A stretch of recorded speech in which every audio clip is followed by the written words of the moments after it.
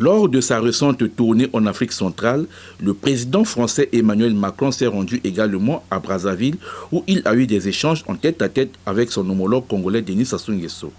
De ces discussions très riches entre les deux personnalités, nous pouvons aussi évoquer les relations bilatérales. Nous avons eu, vous venez de le dire, une discussion très riche avec, à mes yeux, plusieurs conclusions. D'abord, on a évoqué nombre de sujets régionaux et compte tenu du rôle du président au sein de l'Union africaine et de son engagement dès le début sur la situation libyenne, nous nous sommes coordonnés sur ce sujet pour aussi soutenir les initiatives prises par l'Union africaine pour permettre justement un processus de réconciliation allant vers processus électoral et accompagnant le travail du représentant spécial du secrétaire général des Nations Unies. Ensuite, nous avons évoqué la relation bilatérale et je souhaite que nous puissions nous engager sur plusieurs sujets. Le premier, ce sont les sujets mémoriels, historiques et culturels. On vient de le voir à l'instant avec le micro du général de Gaulle, mais votre pays a eu un rôle ô combien important dans l'histoire du continent, évidemment, mais celui aussi de la France libre. Et alors que nous arrivons vers une période où nous aurons beaucoup de commémorations, je souhaite qu'au-delà des colloques qui ont déjà été organisés, une série d'initiatives mémorielles, historiques puissent être prises avec des restaurations de bâtiments, d'objets, un travail scientifique conjoint et véritablement un partenariat scientifique mémoriel qui soit conduit sur ces sujets. De son côté, le président Denis Sassou Nguesso a tout d'abord remercié le président Macron pour cette visite au Congo. De même, il a retracé l'historique de la venue du général de Gaulle à Brazzaville. Ici, nous sommes dans le palais des gouverneurs généraux de l'Afrique équatoriale française à l'époque. Et ici, le général de Gaulle est venu 3 fois. En octobre 1940. Et c'est à cette occasion qu'il a déclaré Brazzaville, capitale de la France libre, et a lancé le manifeste de Brazzaville. Et puis en janvier 1944, pas loin d'ici, il y a une salle où s'est déroulée la conférence de Brazzaville, qui lançait déjà les idées des indépendances.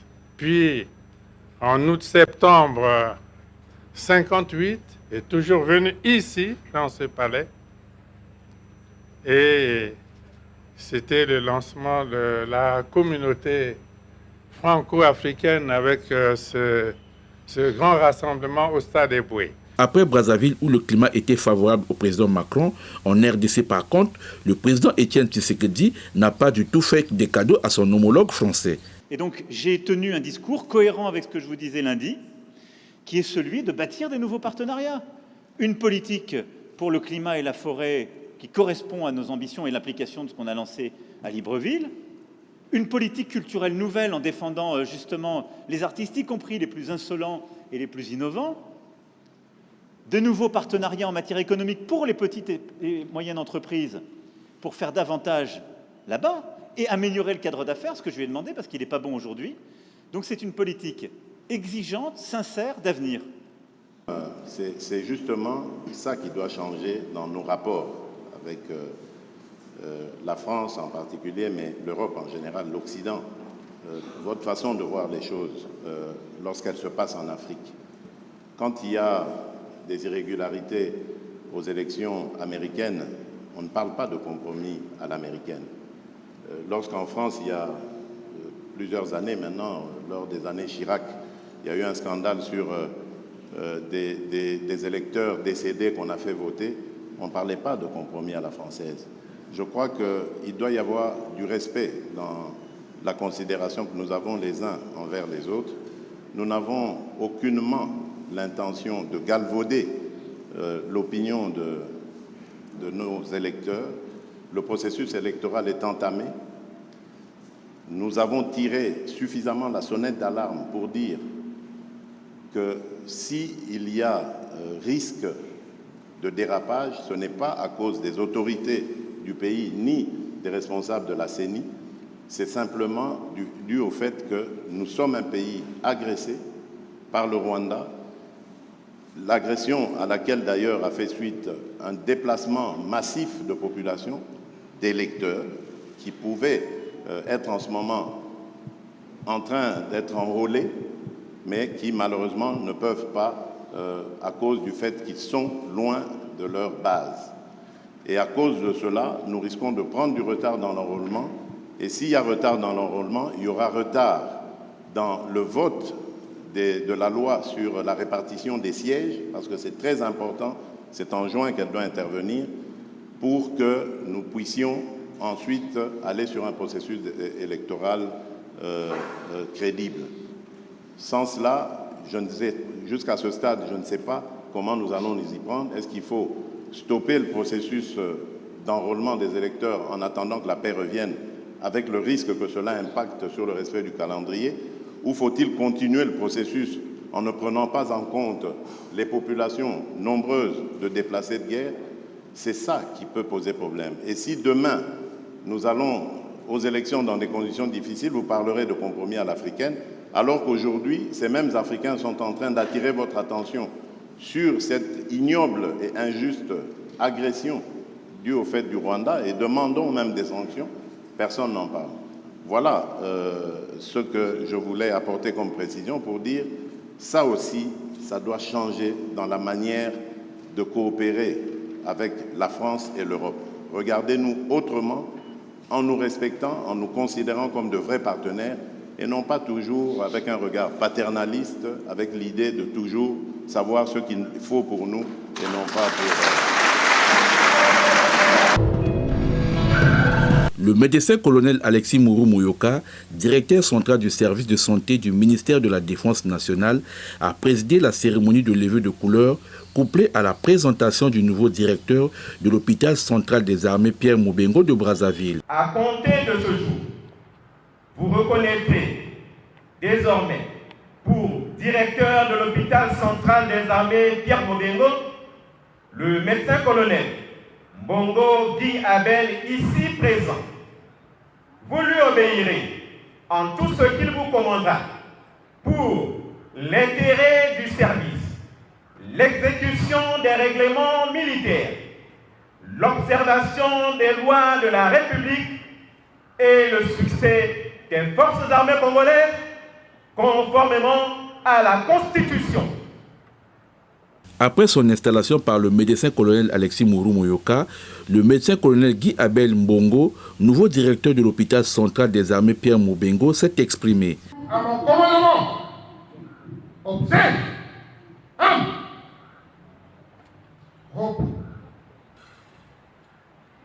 pour l'ensemble, garde à vous.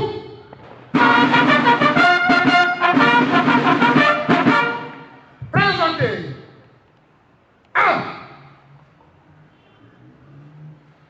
à la disposition du commandant des troupes pour la suite de la cérémonie. À noter que cette installation s'est faite après celle des directeurs de l'hôpital régional des armées et de la clinique chirurgicale Océan de Pointe-Noire. À l'occasion de la Journée internationale des droits de la femme, placée cette année au Congo sous le thème « Femmes, protégeons-nous contre les violences en ligne avec la loi Mouebara », le directeur général de l'hôpital Adolphe Cissé a présidé les travaux de la journée thématique organisée par les femmes du dit hôpital. Dans son mot de circonstance, la directrice des soins infirmiers et présidente du comité d'organisation a apprécié la tenue de cette journée. À l'hôpital général Adolphe Cissé, nous avons jeté les dévolus sur le sous-thème « Femmes engagées pour le changement ». C'est pour cela que notre mobilisation d'aujourd'hui se veut un devoir. Le choix de ce sous-thème se justifie par la volonté élégante des femmes de notre structure sanitaire de redorer le blason et éclaircir l'image de cet hôpital. Pour le directeur Lambert Chakirou, cette journée est un moment de dresser le bilan de la situation de la femme. La Journée internationale des droits des femmes officialisé par les Nations Unies en 1977 et célébré dans de nombreux pays à travers le monde, le 8 mars est une occasion de faire un bilan sur la situation des femmes, plus particulièrement au niveau de notre structure. Parlant de la loi Mouebara, le DG a signifié que c'est un outil important mis à la disposition des femmes. Le thème relatif à la célébration de la Journée internationale des droits de femmes cette année est dans notre pays, femmes, protégeons-nous contre les violences en ligne avec la loi Mouebara. Après la série des discours, l'assistance a eu droit aux travaux repartis en 3 panels. Au premier panel, qui a eu pour présidente Madame Angèle Ebonza, les femmes ont écouté avec attention le sous-thème « Femmes de l'hôpital général Adolphe Cissé, engagées pour le changement » présenté par Karine Magdali Makita, chef de service marketing. D'autres sous-thèmes comme « Femmes et milieu de travail, innovation et technologie de l'égalité entre l'homme et la femme, la problématique sur les permissions d'absence à ACC, l'accueil du patient, la prise en charge de la douleur post-césarienne ont été également présentés. À l'issue de cette journée thématique, Mme Konga Kameza Yvette a apprécié l'initiative. Il y a une grande joie pour cette journée, le 8 mars qui est consacré aux femmes, aux dames, les mamans comme on le dit, les femmes adultes.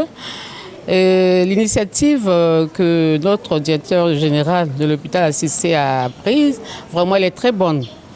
Et là, nous prouvons que les femmes sont en train de travailler au sein de l'hôpital ACC et puis elles sont considérées. Voilà, donc c'est une réussite.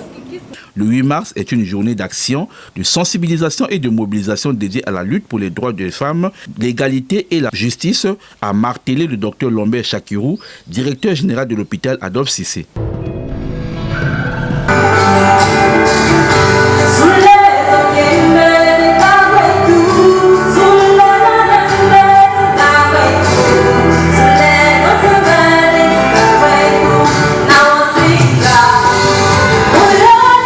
C'est une soirée hautement culturelle que le musée sec africain et le collectif des femmes artistes peintres du Congo ont organisé à la faveur de la Journée internationale des droits de la femme. Sur le sens de cette soirée, le responsable du musée sec africain, M. Chardin Kala, précise. Le mois de mars est celui de la femme, celui réservé à la femme. Nous avons voulu organiser une exposition de peinture faite essentiellement par des artistes peintres femmes, des femmes artistes peintres du Congo. Donc il y en a qui viennent de Brazzaville, qui se sont mises avec celles de Pointe-Noire et ont exposé, réalisé cette exposition que vous voyez ici au musée Cercle Africain. Et pour accompagner cette exposition, nous avons pensé organiser cette soirée que nous avons appelée Painter Women Night pour ces femmes, pour les soutenir, pour les appuyer, de sorte que il y ait de plus en plus de monde qui viennent ici au musée Cercle Africain voir cette exposition et pourquoi pas acheter les tableaux, parce que les artistes peintres n'exposent pas pour le plaisir d'exposer, c'est parce que la peinture est leur métier et donc elles doivent vendre pour trouver de l'argent avec lequel elles vont résoudre certains problèmes de leur vie. À travers cette soirée culturelle marquée par plusieurs expositions, les femmes artistes peintres du Congo entendent participer massivement à l'émancipation de la femme. Je me retrouve à travailler dans une maison où il n'y avait que des hommes. Donc je suis recrutée comme secrétaire dans cette maison. Lorsque j'arrive pour travailler dans cette structure, je sens que les hommes ont des réticences à me confier du travail. Et j'étais la première et la seule à utiliser un ordinateur au grand séminaire. Alors, les messieurs qui étaient attachés à leur façon de faire se sont retrouvés tout de suite un peu dépassés. Pendant un moment, ils ont fait l'effort de garder leurs habitudes, donc on tapait les textes avec des stencils, on allait tirer. Et moi, je n'avais pas de travail. Je vous assure, j'en parle aujourd'hui un peu en souriant, mais ce n'était pas facile parce que ça a duré presque une année. Où je me levais le matin, j'allais dans mon bureau, je restais jusqu'à midi, je prenais ma pause, je revenais l'après-midi, je n'avais pas de travail. Donc ça peut être très déprimant. Ça peut être très déprimant, mais à l'époque, j'avais commencé à écrire, donc je saisissais mes manuscrits. Et voilà un premier prêtre qui écrivait des livres à cette période-là. Il publiait, il est venu me voir, il m'a donné son manuscrit. Voilà comment j'ai commencé à travailler petit à petit. La glace s'est brisée et puis ils ont commencé à m'apporter du travail et il n'y a jamais eu d'indiscrétion. Dans son mot d'usage, le directeur du Cercle africain a trouvé les termes appropriés pour s'adresser à l'assistance. À la fin de cette exposition des œuvres d'art, une artiste a exprimé ses sentiments de satisfaction. La soirée est vraiment agréable et j'ai beaucoup aimé parce que sincèrement, je ne connaissais pas nos droits. Ça fait 25 ans que je suis dans l'art, mais je n'ai jamais su ce qui est à nos droits. On peignait seulement comme ça et ce soir m'a beaucoup édifié et ça m'a prouvé de quoi nous sommes capables par rapport à ce sujet. Une participante aussi a apprécié l'initiative de cette soirée culturelle. Vous le savez, nous sommes ici pour célébrer le mois de la femme et aussi encourager nos consoeurs, les peintres qui sont venus exposer et nous sommes partenaires, on les a accompagnés tout simplement pour rendre hommage à ces dernières et aussi à valoriser le métier de peintre. Rappelons qu'en 2023, un accent particulier est mis sur l'impact de l'écart entre les sexes dans le numérique. Il est donc question de s'attaquer à la violence basée sur le genre en ligne. Toutefois, il convient de signaler que le collectif des femmes artistes et peintres du Congo ne veut pas être marginalisé. Il se bat quotidiennement pour que la femme occupe une place importante dans la société. Comment y mettre un juste milieu? Un nœud qui papillonne dans le compte à rebours.